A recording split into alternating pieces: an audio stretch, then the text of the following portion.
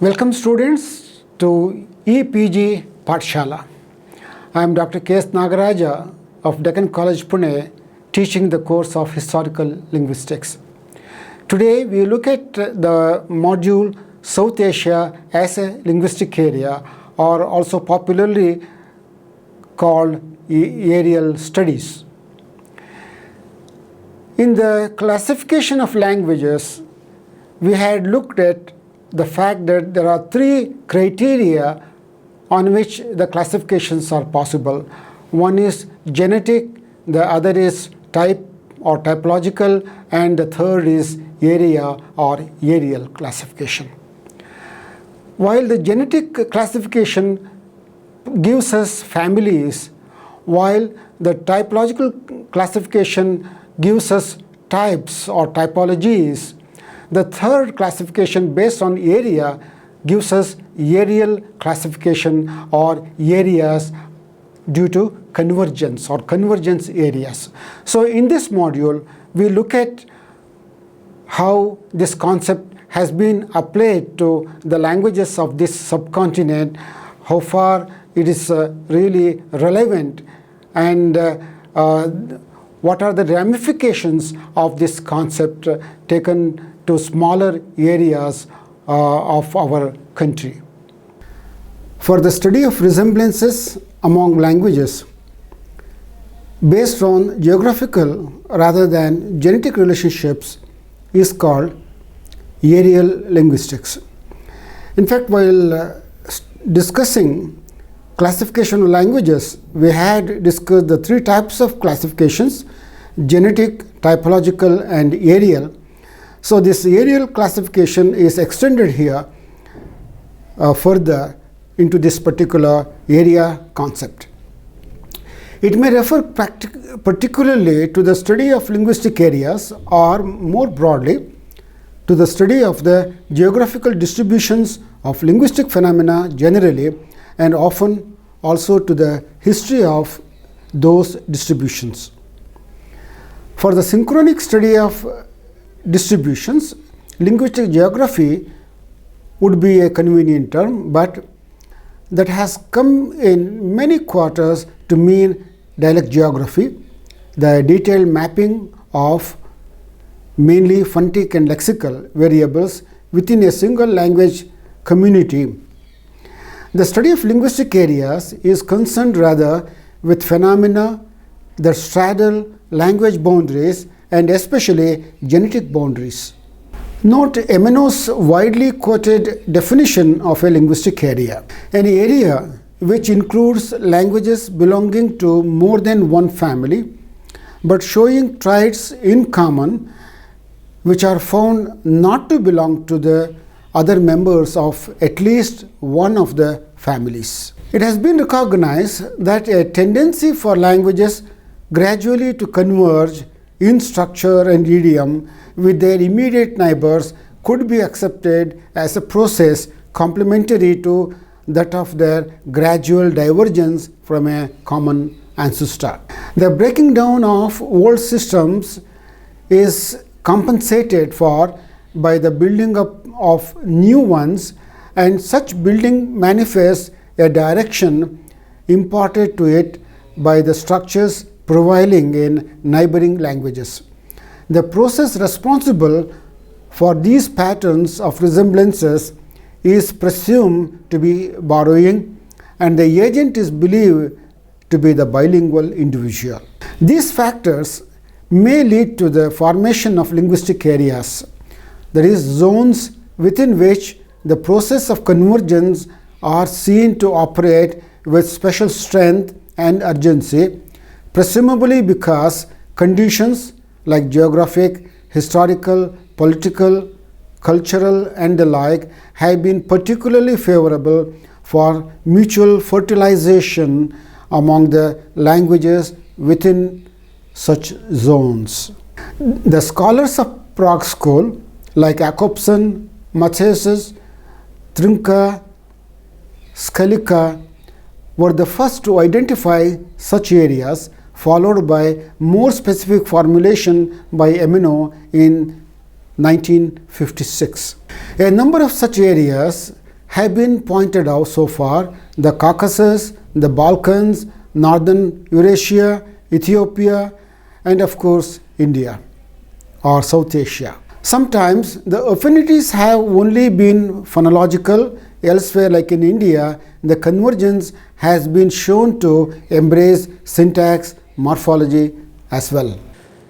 There are many scholars who have worked on this kind of concept or had come to know that when languages belonging to different families are spoken in a given area, geographically contiguous area or in contact situation, the languages get affected.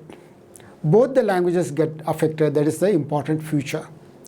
Jacobson pointed out that a given language may belong to several single feature-based linguistic areas at once. Thus, Marathi would be peripherally part of an ergative area and at the same time, according to Emino, part of the counter word area. Or affricates in Marathi and Telugu and some dialects of northern Kannada, noun classifiers found in eastern group of languages, including Assamese and others, belong to same type. Obviously, single features or single isoglosses will not be adequate to establish an area as acceptable linguistic areas. They are either extra-Indic in their reach or too restrictive in their distribution to make a mark. Therefore, more features need to be looked at with their distribution and reach. The question is, do criteria that hold India together and distinguish it from neighboring areas overshadow in number or somehow in kind such criteria as the above, which attach only parts of India to neighboring areas and together form no pattern? In other words, does an Indian linguistic area emerge as a significant entity with the area itself apparently a factor of some importance? The Indian area offers especially good material for such study. It involves hundreds of languages from at least 4 clearly distinct genetic stocks or language families: Indo-Aryan, Dravidian, Austroasiatic, and Tibeto-Burman. There has been good deal of work on the languages of this area, including Grierson and Jules Bloch, who were the earliest ones to consider that India is a linguistic area. The term linguistic area was invented by H.V. Welton in 1943, who used it as a translation of the German Sprachbund. Since Emino's initial interest in the problem and his path-breaking paper of 1956, other scholars have been engaged in the investigation of diffusion and borrowing of linguistic traits in terms of Emino's basic methodology. What is this methodology? Basically, it involves bipolar type. The first necessity is to establish a typological feature as pan-Indic and at the same time not extra-Indic. Once several features have been established as having the same boundaries, so that there is an approximation to a bunching of isoglosses, the linguistic area can be considered to be typologically firmly established. The second part of the methodology is a historical one. It is an investigation into the language of origin of the feature in question, its direction of diffusion throughout the languages of the area, and the attempt to relatively or if possible absolutely date the event. Emino's path-breaking work on the problem of linguistic area and the subsequent work by other scholars in this area has resulted in identifying many features as areal, the wide occurrence of retroflex consonants, the increasing occurrence of gerunds, use of the quotative particle in the Rig Veda, of certain type of onomatopoeics and echo words, and also of many items of borrowed vocabulary.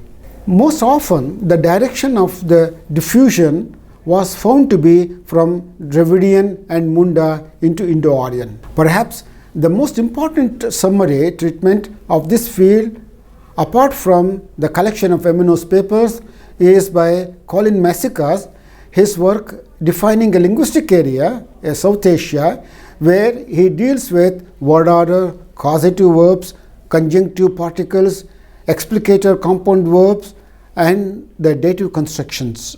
This work is of particular interest to some foreign scholars also, like Japanese scholars, since its author takes Japanese as one of the important languages for typological comparison with the languages of South Asia, including Dravidian.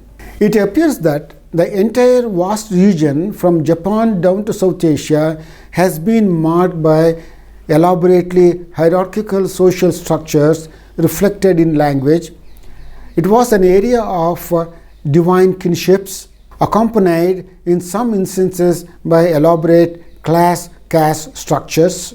In Massikas' book, we indeed find striking typological parallels among the many languages of this vast region, and it seems obvious that some other parallels manifested in the linguistic status patterns or superstructures developing from these elaborate sociological systems.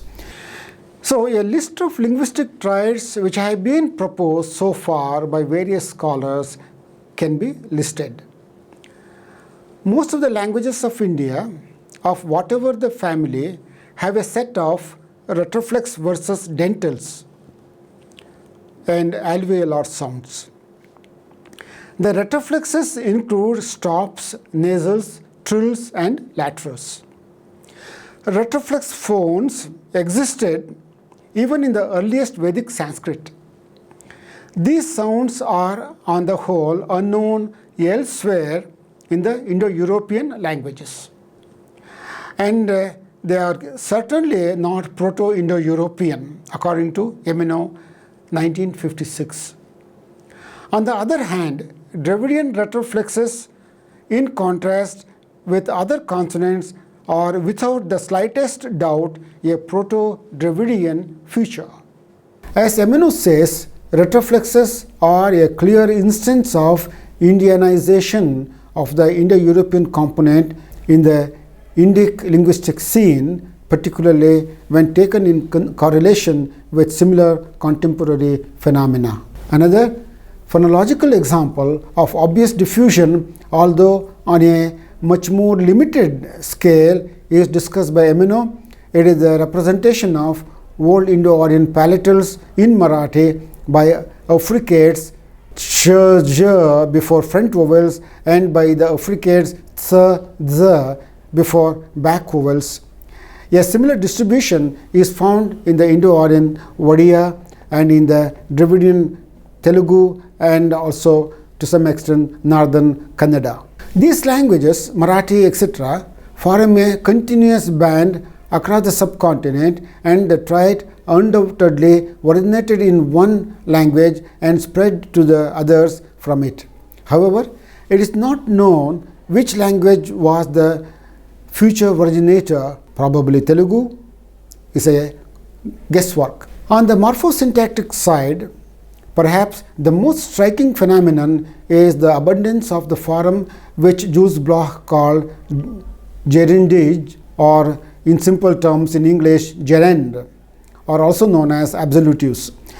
A general Dravidian construction found in ancient Tamil grammatical tradition, Vinaye Echem, that is, that which is incomplete without a finite verb, it means. A general Dravidian construction found in Sanskrit already in the earliest texts, but not in Iranian branch, that's very important.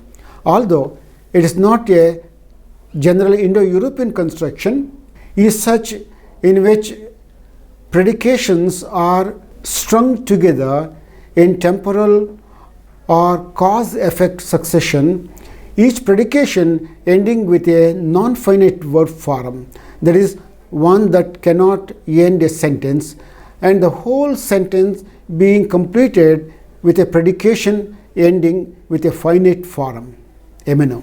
This is indeed a prominent standard feature of Dravidian and one of the syntactic traits of Sanskrit that distinguishes it from other Indo-European languages. Another syntactic feature discussed by Kuiper in his 1967 paper is the use of iti as a marker following a direct quotation, a peculiar feature of Indo-Aryan within the Indo-European family found already in the Rig Veda as well. The Dravidian parallel is the quotative verb en or on to say so, and its rigidly fixed position following a direct quotation. It has been pointed out long ago that modern Indo-Aryan, like Dravidian, add the same inflectional morphemes of cases to distinct stems for singular and plural, which is unlike the general Indo-European inflectional practice. According to MNO, this is convincingly to be interpreted as evidence of borrowing from Dravidian. The echo word construction mentioned by Jules Bloch has been discussed by a number of scholars.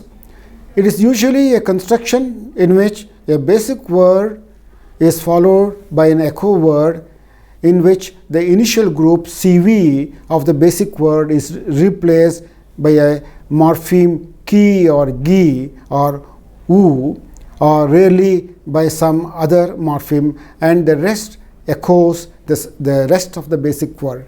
The meaning of the echo word is and the like and something like that, or it simply adds the connotation of uncertainty or vagueness coupled with a certain amount of emphasis and expressivity. There are many variations, but nearly all Dravidian languages exhibit the sequence ki or gi. For example, Tamil, Panam, Kinam, Sammani, and the like. Kannada, Puli, Gili, a tiger and some animal like that.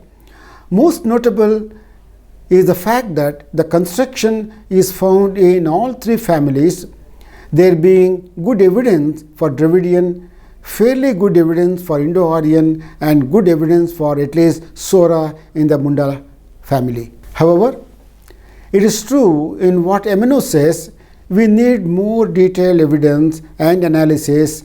Echo words are a pan-Indic trait, and it is apparently not an Indo-European feature. It is probable that Indo-Aryan received the trait from non-Indo-Aryan. At present, we can hardly say anything more on this. Both Dravidian and Indo-Aryan show a great proliferation of onomatopoetics. Their systems are remarkably parallel and have been discussed in detail by MNO. His conclusions are as follows. In the language families of India, there is a common pattern of onomatopoeics with great proliferation of items in all the languages and some aerial etymologies. The Indo-Iranian family does not inherit the pattern from Indo-European.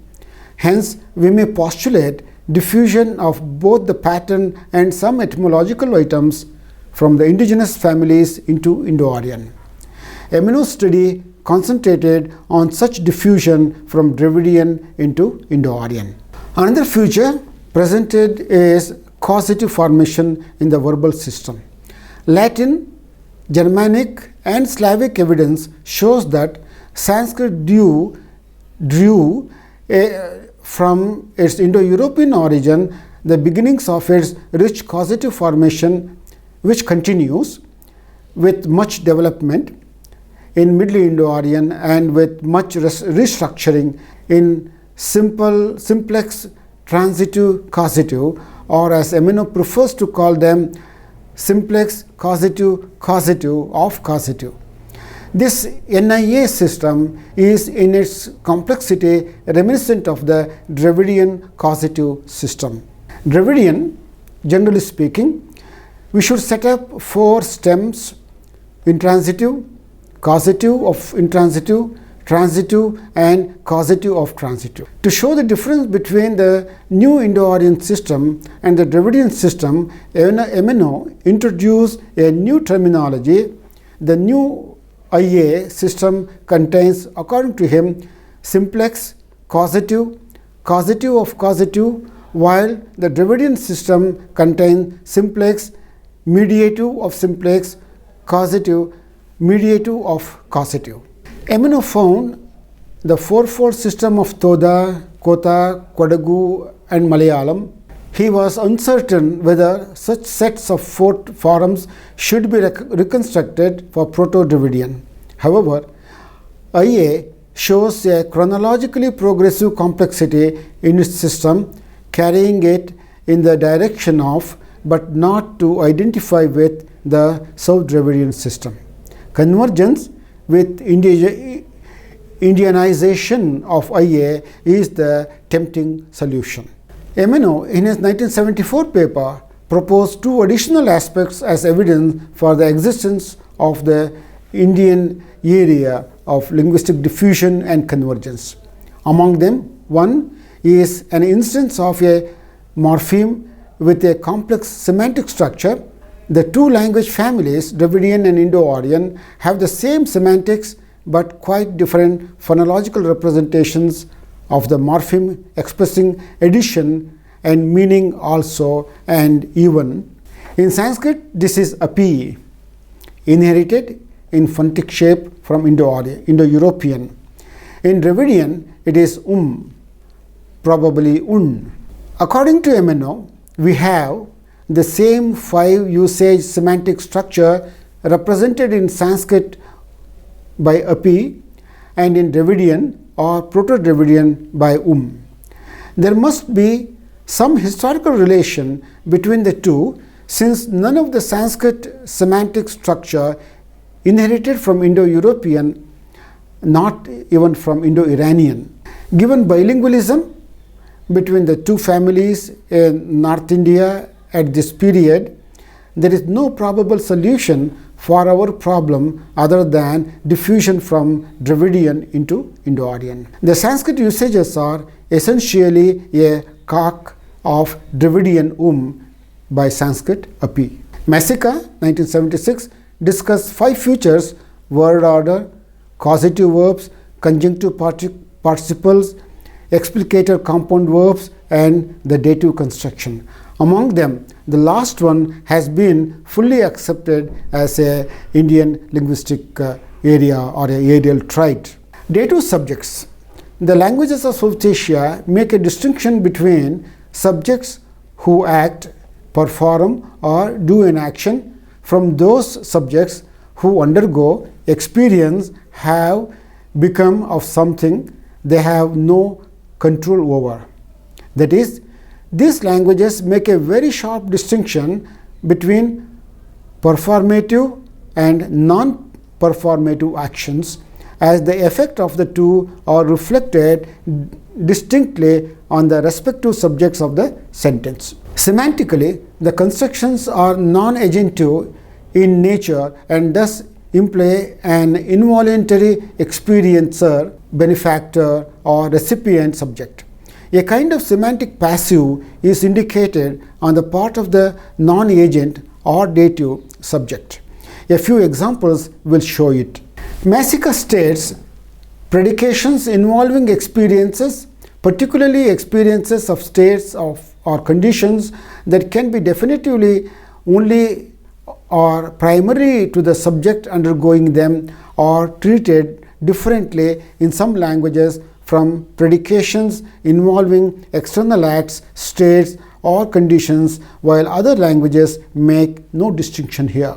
Such experiences, which we may call subjective, typically include liking and disliking, states of health or sickness, happiness or unhappiness, dreaming, feeling, remembering, thinking, embarrassment, pity, doubt, pain, thirst, hunger, sleepiness, anger, urgency, and knowing itself. This category of subjective experience, as we might call it, is paradoxically marked in the languages that distinguish it by describing it from an external point of view, that is, by putting the experiencing subject in an oblique case, most commonly the dative, and either making the experience itself the grammatical subject, or less commonly using an impersonal and generally deleted grammatical subject. Semantically, the constructions are non-agentive in nature and thus imply an involuntary experience, benefactor or recipient subject. A few illustrations make it clear. In Hindi, मुझे बुखार है, I have fever. मुझे मिठाई पसंद है, I like sweets. मैं घर जाऊंगा, राम मैं घर जाऊंगा, I will go home. Ram अच्छा लड़का है, Ram is a good boy. In Kannada, similar construction we can see, ನನಗೆ ಜ್ವರ ಬಂದಿದೆ, I have got fever. ಅವನಿಗೆ ನಿದ್ದೆ ಬಂದಿದೆ, he has slept. ನಮಗೆ ಈ ಮನೆ ತುಂಬ ಚಿಕ್ಕದು, this house is very small for us. ನಾನು ಮನೆಗೆ ಹೋಗುತ್ತೇನೆ, I will go home. In the above illustrations, both Hindi and Kannada distinguish between A and B constructions. While A is dative subject construction, B is non-dative subject construction. English does not make a distinction between those two types. This can be replicated with other Indian languages, except perhaps Khasi, a Mon-Khmer language spoken in Meghalaya. Another feature discussed by Masika in that work deals with word order in constructions, though it is almost pan-Indic, except Khasi again, it is extra-Indic in the sense that same order is found in many language families of outside South Asia. Therefore, its significance may be not much. Masika has listed all the features considered so far by various scholars in his book. There have been various attempts to consider many other features from this point of view, but not many of them have passed the test. Similarly, proposals to establish micro-linguistic areas like Nilgiri linguistic area have been made by some scholars like Zwelabil and others. Time only will test whether those proposals can be accepted or not. To summarize then, the concept of convergence is an important one which was overlooked by the other models of genetics and typology. So when the languages come in contact, there is a lot of convergence, and this feature has been shown to be very significant. This aspect of linguistic area is not only restricted to India, Indian subcontinent, but also found elsewhere like Balkan areas as well. We have looked at various features of great significance, like the presence of retroflex sounds, the presence of iti and comparable word in the Dravidian, onomatopoeia, echo formation, dative constructions, etc. All these reflect the fact that there has been a great amount of convergence. So the Indian linguistic area probably is well established.